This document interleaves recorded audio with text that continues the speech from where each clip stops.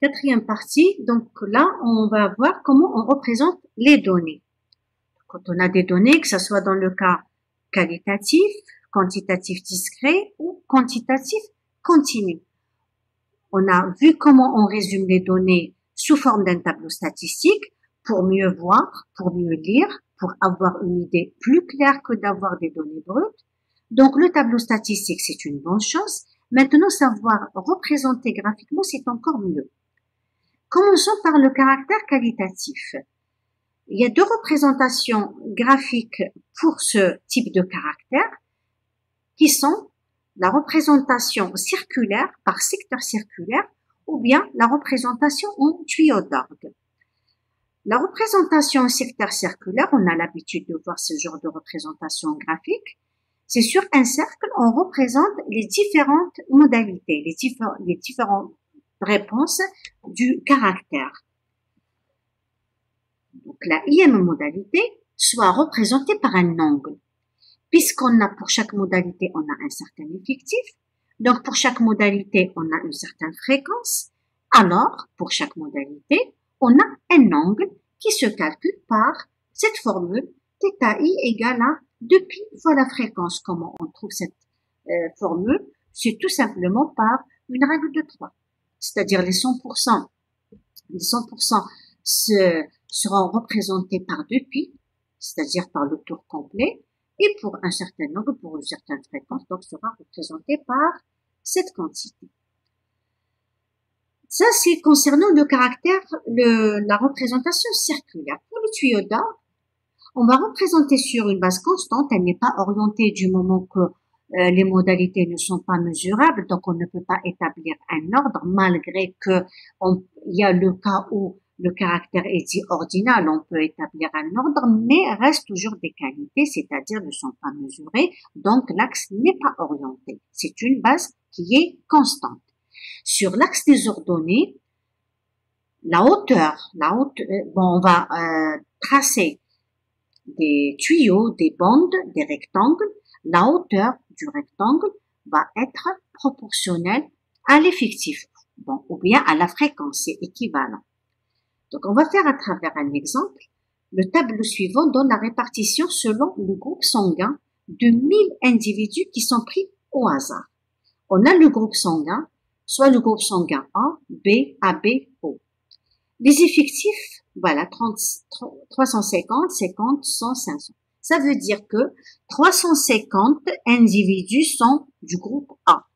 50 individus sont du groupe B. 100 du groupe AB. 500 sont du groupe O. Bien sûr, si on fait le total, on trouve 1000. Les fréquences, là, on divise par 1000.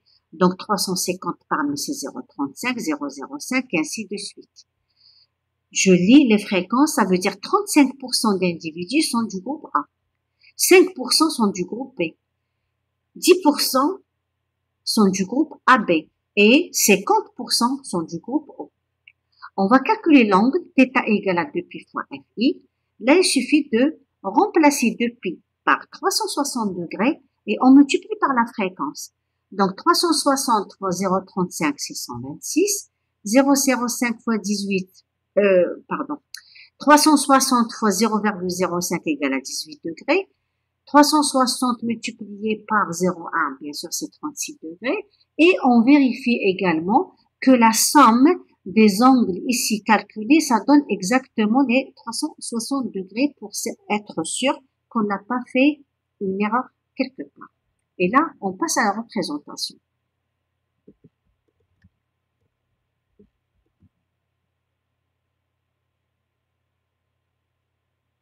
Donc là, pour le cercle, bien sûr, le groupe O, sur 1000, il y a eu 500 qui sont du groupe O, ça veut dire c'est la moitié. Et là, c'est représenté par la moitié du cercle, c'est-à-dire c'est les 50%. Pour le groupe sanguin A, c'est les 35%. Pour le groupe sanguin B, c'est 5%. Pour le groupe sanguin AB, ce sont les 10%. Visuellement, quand on voit un graphe, une représentation comme ça, tout est clair. Une deuxième représentation, c'est le tuyau d'orgue. Donc, c'est sur la base constante. On représente les modalités. On commence par n'importe quelle modalité. L'ordre là, il n'est pas établi. On choisit l'échelle sur l'axe des ordonnées. Et là, on trace des tubes, des rectangles. C'est le tuyau d'orgue. Donc, pour le groupe O, c'est les 50%. Donc, c'est la moitié. C'est les 500 là. Donc, on a représenté sur l'axe des ordonnées les effectifs NI. Donc, là, ça correspond à 500 personnes qui donnent exactement 100%. Pour le groupe A, c'est 350 et ça donne exactement 35%. Pour le groupe B, c'est 50, ça donne exactement les 5%. Et là, c'est les 10%. Et là, un graphe correct, clair, net. Dès qu'on regarde juste le graphe, à partir du graphe, on peut avoir toutes les informations. Ça, c'est concernant le caractère qualitatif.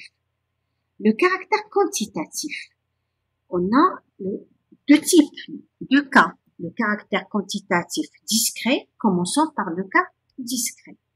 Donc, on a une série statistique discrète. On représente par ce qu'on appelle le diagramme en bâton. Le diagramme en bâton, c'est une figure qui s'obtient dans un repère orthonormé, c'est-à-dire il y a l'axe des abscisses, l'axe des ordonnées. On place sur l'axe des abscisses les valeurs des x, c'est-à-dire les modalités sont sur l'axe des abscisses, et sur l'axe des ordonnées, NI ou FI. Bon, le polygone, on parlera après.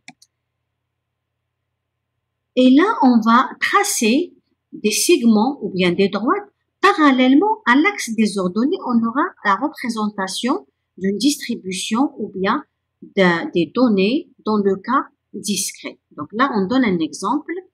Une enquête réalisée dans un village qui porte sur on compte le nombre d'enfants à charge par famille. On vous a donné les données regroupées dans un tableau statistique. Donc là, il faut savoir lire le tableau statistique. Les modalités des X sont soit 0, soit 1, 2, 3, 4, 5 et 6. C'est-à-dire, il y a des familles qui n'ont pas d'enfants à charge, il y a des familles qui ont un enfant, il y a des familles qui ont 2, 3, 4, 5 et 6.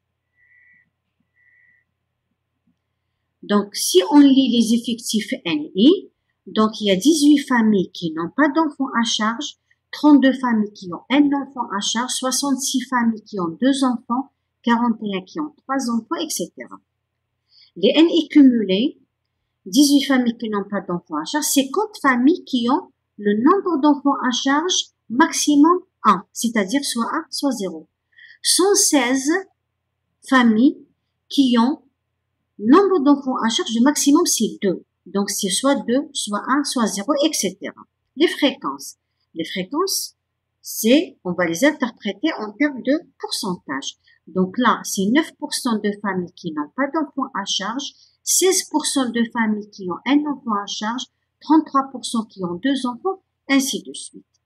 Les fréquences cumulées, 9% qui n'ont pas d'enfants à charge, 25% qui ont maximum un enfant à charge, c'est-à-dire soit 0, soit 1, 58% qui ont le maximum 2 enfants à charge, c'est-à-dire soit 0, soit 1, soit 2, et ainsi de suite. Comment représenter ces données? Donc, c'est par le diagramme en bâton, on va représenter sur l'axe des abscisses les modalités de X, et sur l'axe des ordonnées, on représente soit NI, soit FI. Bon, quand le 0 est une modalité, on préfère décaler le 0 de l'intersection des abscisses. Pourquoi? Pour mieux voir le caractère 0 comme il se représente, au lieu de le voir confondu avec l'axe des ordonnées.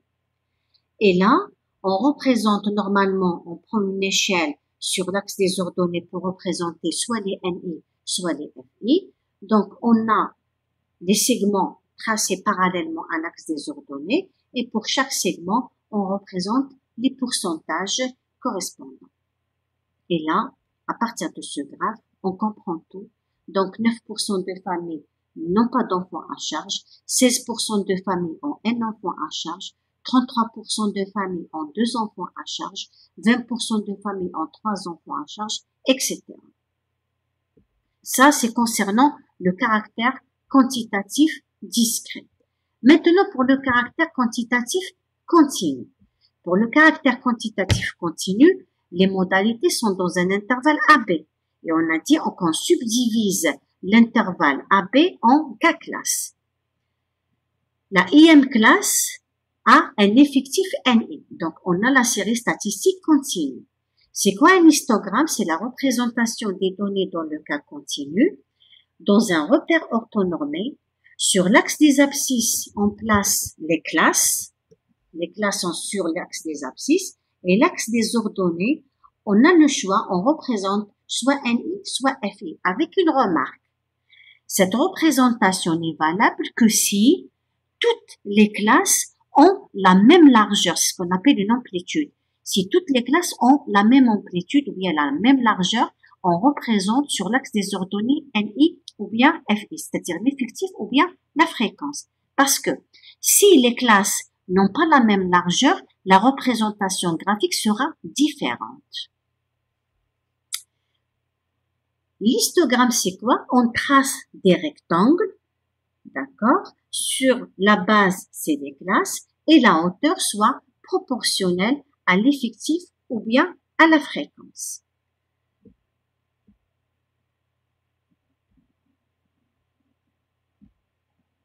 Le polygone de fréquence ou bien le polygone des effectifs, c'est la ligne polygonale qui joint les milieux des rectangles. Polygone des effectifs, si vous avez représenté sur l'axe des ordonnées les effectifs. Polygone des fréquences, si vous avez représenté sur l'axe des ordonnées les fréquences. Le polygone, ça veut dire plusieurs segments. Là, c'est des droites, c'est-à-dire moi, j'ai mal tracé en utilisant le stylo, mais c'est des droites, c'est-à-dire en prenant une règle et on trace une droite. Ça nous donne une allure, une forme de la distribution, c'est-à-dire on peut avoir une idée sur la distribution des observations, on peut l'approcher par cette courbe. Qu'on peut faire également pour le cas discret, c'est-à-dire on peut joindre les sommets des bâtons et ça nous donne aussi une approximation, une allure de la courbe de la distribution des données. Paramètres de caractérisation, cinquième partie. L'étendue de la série, c'est un nombre qui est noté par E et là, c'est juste pour le caractère qui est qualitatif. Et là, c'est le cas, quantitatif continu. Donc, le caractère est quantitatif continu. L'étendue de la série, c'est le nombre qu'on note par E. C'est quoi E? C'est le plus grand écart entre les observations. C'est-à-dire la plus grande valeur moins la plus petite valeur. L'amplitude, c'est-à-dire la largeur de la classe. Comment on choisit la largeur de la classe? Donc, quand on est dans le cas du série statistique continue, donc on a des classes AI-1, AI avec l'effectif correspondant CNI.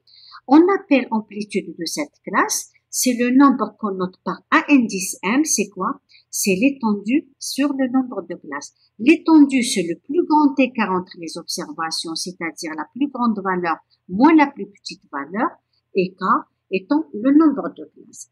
Comment choisir le nombre de classes? Il y en a plusieurs formules qui sont données, mais pour nous, pour ce chapitre, on va se contenter d'une seule, on va appliquer la formule K, c'est la partie entière de la racine de N.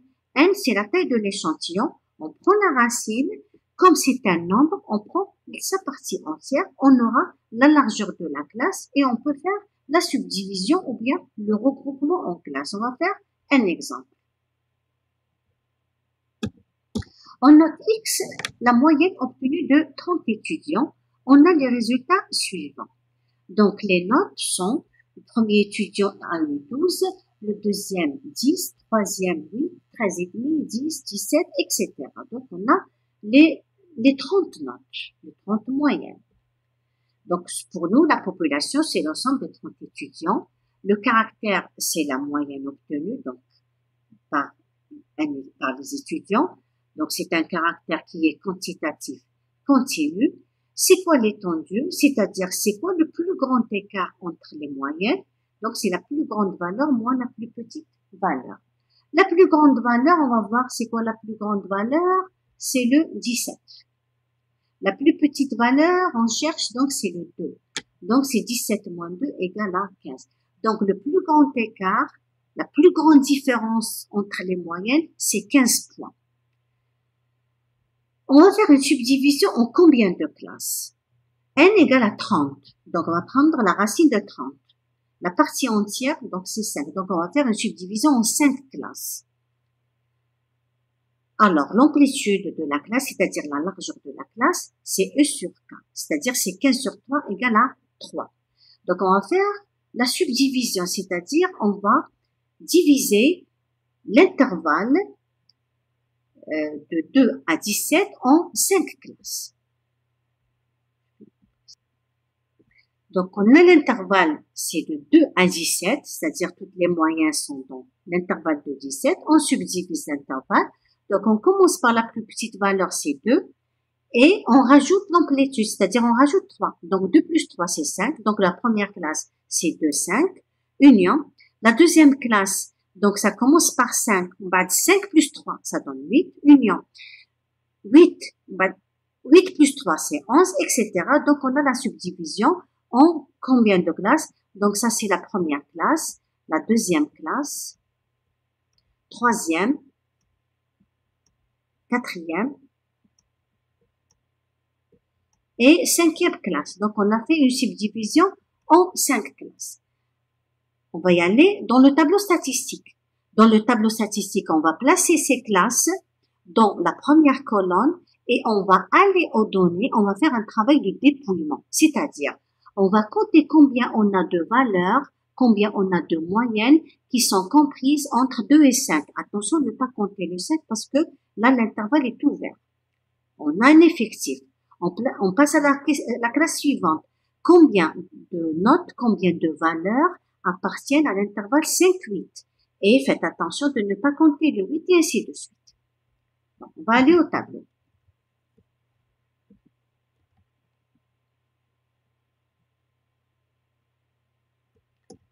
Donc, après dépouillement des valeurs, on a trouvé qu'il y en a 4 valeurs qui sont dans l'intervalle de 5, 5 valeurs entre l'intervalle 5 et 8, 11 entre 8 et 11, 8 valeurs entre 11 et 14 et 2 valeurs entre 14 et 17. On vérifie toujours si on ne s'est pas trompé dans les dépouillements ou bien dans le compte. En faisant la somme des valeurs, est-ce qu'on trouve 30? Oui, 4 plus 5 plus 11 plus 8 plus 2 égale à 30. Qu'est-ce que ça veut dire? Ça veut dire, au lieu de lire le tableau des valeurs brutes, on va lire un tableau de valeurs regroupées. Pour dire que il y a 4 étudiants qui ont eu une moyenne entre 2 et 5. 5 étudiants qui ont eu une moyenne entre 5 et 8. 11 étudiants qui ont eu une moyenne entre 8 et 11. 8 étudiants ont eu une moyenne entre 11 et 14. 2 étudiants qui ont eu une moyenne entre 14 et 17. Les NI cumulés, donc on va sommer les effectifs, donc c'est 4, 9, 9 plus 11, c'est 20, 20 plus 8, c'est 28, 28 plus 2, c'est 30. Qu'est-ce que ça veut dire? 4 étudiants ont eu une moyenne entre 2 et 5. 9 étudiants ont eu une moyenne entre 2 et 8. 20 étudiants ont eu une moyenne entre 2 et 11. 28 étudiants ont eu une moyenne entre 2 et 14. Et bien sûr, 30 étudiants, c'est-à-dire la totalité, ont eu une moyenne entre 2 et 17, c'est-à-dire on a l'intervalle de 20. Pour les fréquences, on divise par 30. FI égale à NI sur 30.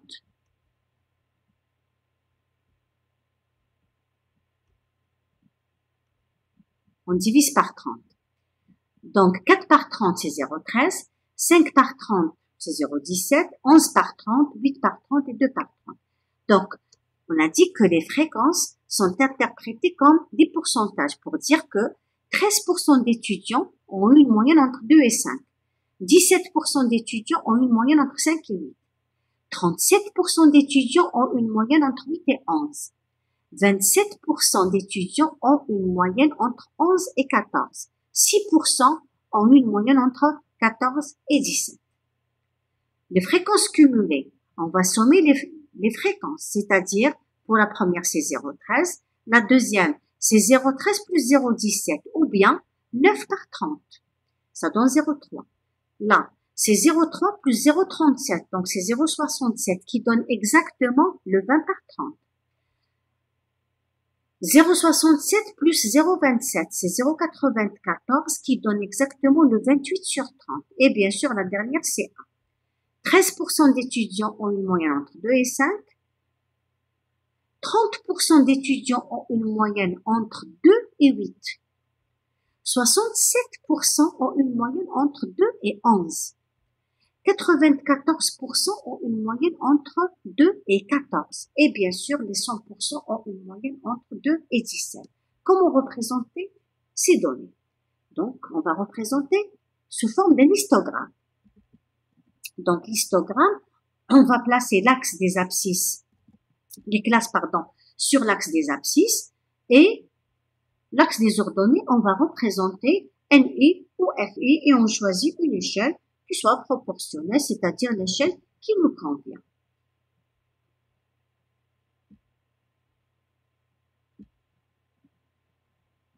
Voilà l'histogramme. Sur l'axe des abscisses, on place les classes. Donc, c'est 2, 5, 5, 8, 8, 11, 11, 14, 14, 17.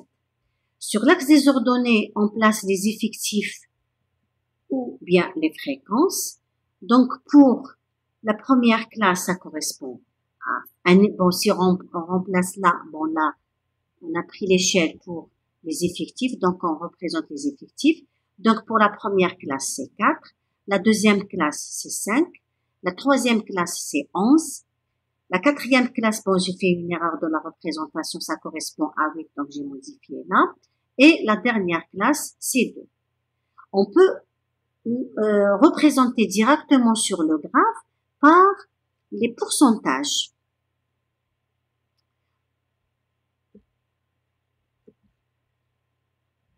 Donc, je reprends parce que j'ai fait une pause. Donc, les NI, donc on a représenté les NI sur l'axe des ordonnées. Les classes, c'est 2, 5, 8, 11, 14 et 17.